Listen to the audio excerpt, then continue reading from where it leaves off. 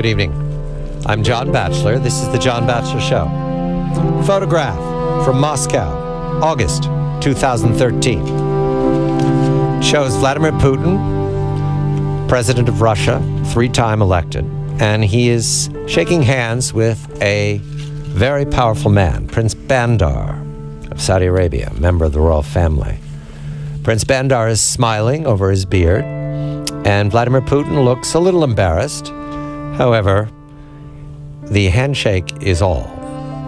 That handshake needs to be explained.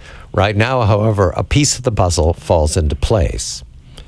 Saudi Arabia breaking with the United States of America after decades of cooperation, obedience, and paying for everything from the Contras to Afghanistan to Syria, paying for all of it. And Bandar did most of the check writing in these last 30 or 40 years, but this goes back to President Roosevelt, a dying man stopping in the Middle East on his way home from Yalta and spending time with the original king himself. Yes.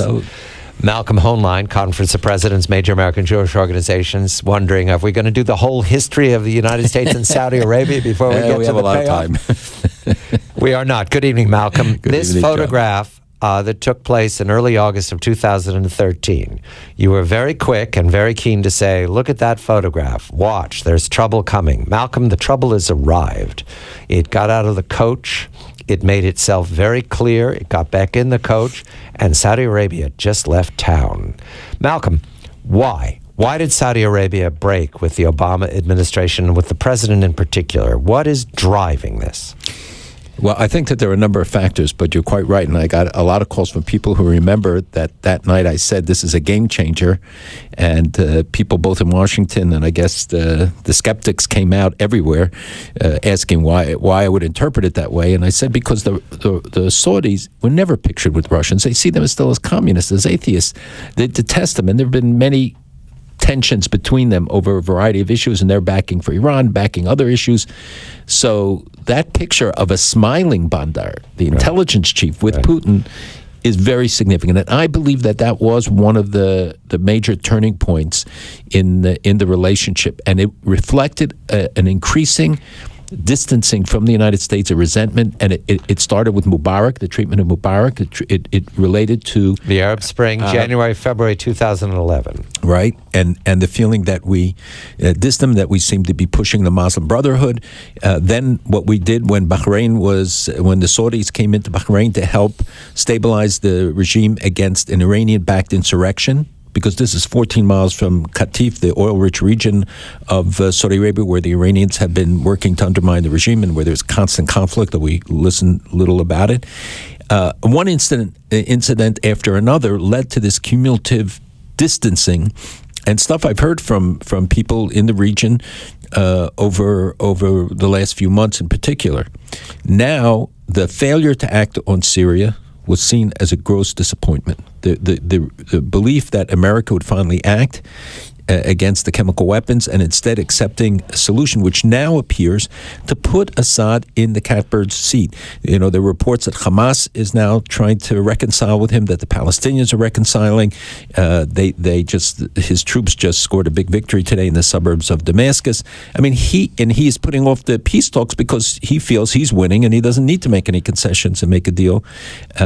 So they look at all of this and they say the West has not helped the rebels there. Everything that they promised, whether right or wrong, this is the interpretation. And now the cumulative impact of the fact that the United States is negotiating with Iran when they see Iran as the ultimate enemy in the region and feels that the United States and the West is again looking for the appeasement route or the some sort of concessions that will enable Iran to continue, which is unacceptable to them, and the position on Syria led them to take this step. And remember, for months, they prepared to take this seat in the Security Council. They had guys studying at Columbia. Within these last days, the United Nations Security Council seat was offered to Saudi Arabia, and they declined. Right. Why? This is a seat set aside for the Arabs, and it rotates between the Arabs of North Africa, Morocco having been the last to hold it, and the Arabs of Asia, meaning Jordan, the Gulf, Kuwait, Saudi Arabia,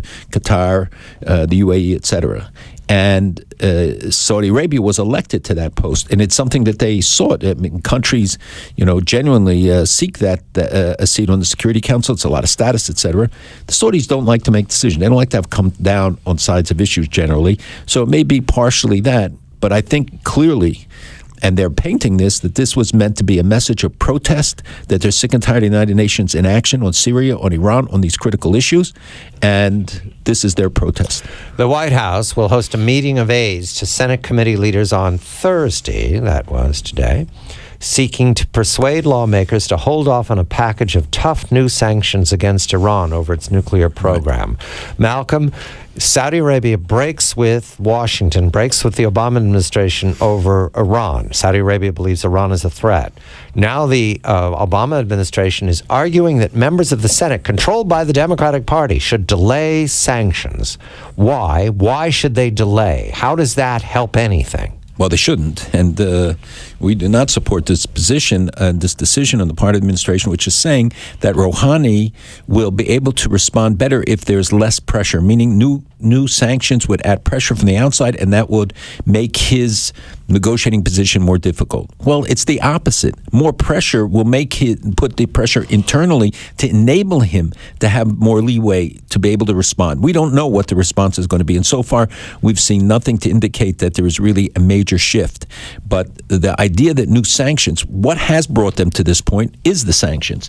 And the tougher the sanctions, these would cut out some of the financial loopholes and some of the income from oil energy sources, which are really critical. And instead, we see more and more reports about the potential release of some of the funds that have been held by the United States, about $12 billion and $35 billion then from Europe. We hold about $50 billion altogether in frozen assets of the Iranians. This is exactly the wrong message to send to the Iranians at this point. Right now, we should be holding them to tough positions. Rouhani just released today a statement saying that he inherited from Ahmadinejad a $72 billion budget deficit from the previous government. They also announced today that they're going to start a new process for uranium dioxide, which is necessary for they claim for Bushehr, but it's part of a nuclear weapons process as well. Then in 3 months, they're going to start this whole new track. And this is in the middle of negotiations. This is what the sending signals that they're really trying to comply. And lastly, they talk about now, enrichment, the Russians today said enrichment will be agreed upon between the West and Iran up to 5%. Well, what they're missing is that with the new centrifuges, you don't need 20%. The Iranians are not making a concession because the new centrifuges go from 5% to 90%. You don't need, like in the old ones, stage by stage by stage increase. Here you have in the new process with these new advanced centrifuges. There were 163 in 2006. Now we have 163,000 operating.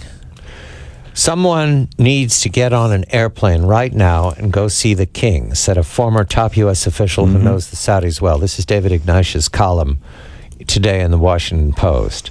The explanation for why the Saudis have turned away is that this is a country, very tribal. Your word is your bond. The Saudis, Malcolm, we'll talk about this later, believe that Barack Obama personally has stabbed them in the back. Do they forgive that, Malcolm?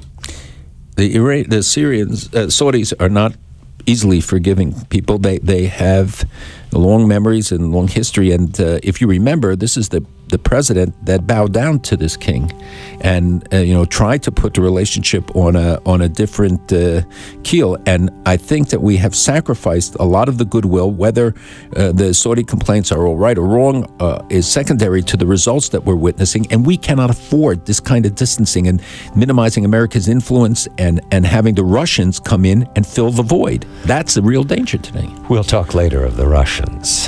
the new alliance, Cairo, Moscow, Riyadh. Malcolm Hoenlein, Conference of Presidents, Major American Jewish Organizations. I'm John Batchelor.